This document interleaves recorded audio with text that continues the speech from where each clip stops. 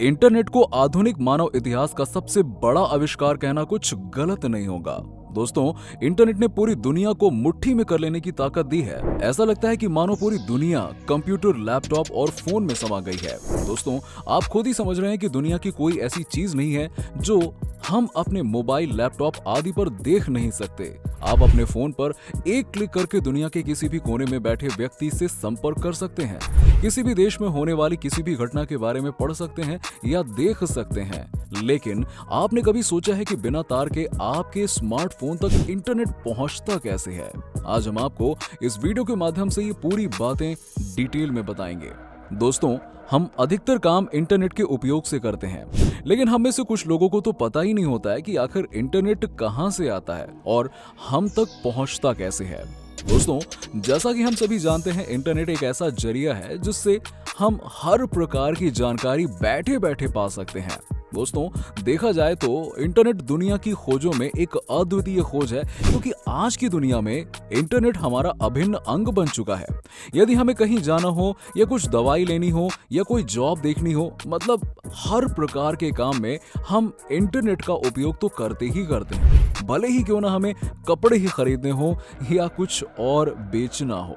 दोस्तों, हम जो इंटरनेट का इस्तेमाल करते हैं वो किसी भी प्रकार के सैटेलाइट या अंतरिक्ष में भेजे जाने वाले यान से नहीं आता है, जबकि ये यंत्र समुद्र के अंदर बिछी ऑप्टिकल केबल से आता है। इस इंटरनेट का लगभग 90% भाग समुद्र के अंदर बिछी हुई ऑप्टिकल फाइबर केबल से आता है। ये ऑप्टिकल फाइबर केबल पतली और लचीलेदार होती है, जो प्लास्टिक और इसके अंदर कई पतले लचीले तार पाए जाते हैं, जिसमें डेटा के आदान प्रदान का कार्य किया जाता है। ये केवल संपूर्ण विश्व में बिछाई हुई होती हैं। दोस्तों, ये ग्लोबल नेटवर्क के रूप में काम करती है। अब आप सभी के मन में एक प्रश्न तो आ ही रहा होगा कि केबल के जरिए हम तक इंटरनेट किस प्रकार पहुंचता है। तो दोस्तों, अब हम आपको इंटरनेट हम सब तक कैसे पहुंचता है इसके बारे में जानकारी देने जा रहे हैं। इंटरनेट को हमारे मोबाइल तक आने के लिए काफी समय लगता है। दरअसल समुद्र और महासागर में कई किलोमीटर लंबी केबल बिछाई जाती है और इन्हीं केबल के रास्ते इंटरनेट हम तक पहुंचता है। यानी पानी के अंदर केबल बिछाने की गूगल की परियोजना से जुड़े जेने स्टोवेल बताते हैं कि कई लोगों को लगता है कि इंटरनेट बादलों के रास्ते हम तक पहुंचता है, लेकिन ये गलत है। इंटरनेट छोटे छोटे कोड का समूह है जो समुद्र में बिछी केबल के जरिए हम तक पहुंचता है। बाल से भी पतली तार की मदद से इंटरनेट को पूरी दुनिया में एक छोर से दूसरे छोर तक पहुंचाने में बमुश्किल उतना ही समय लगता है जितना आपको एक शब्द पढ़ने में लगता है।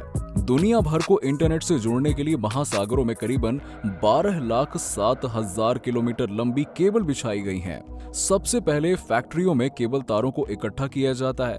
केबल को कहां बिछाया जाना है इसका ध्यान रखते हुए उसे प्लास्टिक या स्टील के खोल के अंदर ढका जाता है। समुद्र में केबल बिछाने का काम पूरा होने पर डेटा प्रकाश की गति से उन तारों से गुजरकर जमीन पर स्थित नेटवर्क या सैटेलाइट से संपर्क बनाता है। इन्हीं नेटवर्क या सैटेलाइट की मदद से हम इंटरनेट का इस्तेमाल कर पाते हैं। इंटरनेट की केबल को प्राकृतिक आपदा से बचाने की पूरी व्यवस्था की जाती है।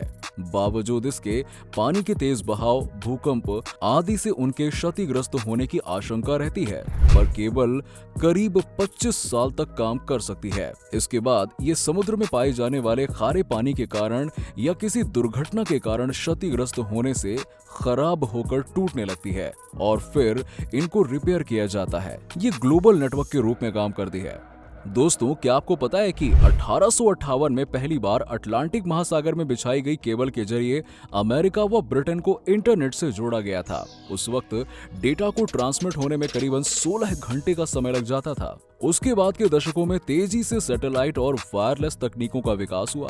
इनके इस्तेमाल से अब ये सेकंड से भी कम में किसी भी डिवाइस पर डेटा ट्रांसमिट हो जाता है। तो क्या आपको पता है कि भारत में किस जगह पर ऑप्टिकल फाइबर केबल लगे हुए हैं? चलिए हमें कमेंट करके बताइएगा और साथ ही इस वीडियो को अपने दोस्तों के साथ में शेयर करिए, लाइक करें और हमारे चैनल ज्ञानीफाइड को जरूर सब्सक्राइब कर लीजिएगा। साथ ही हमारे फेसबुक पेज ज्ञानीफाइड को भी फॉलो कर लें। Meet you in another video with another topic. Till that, goodbye.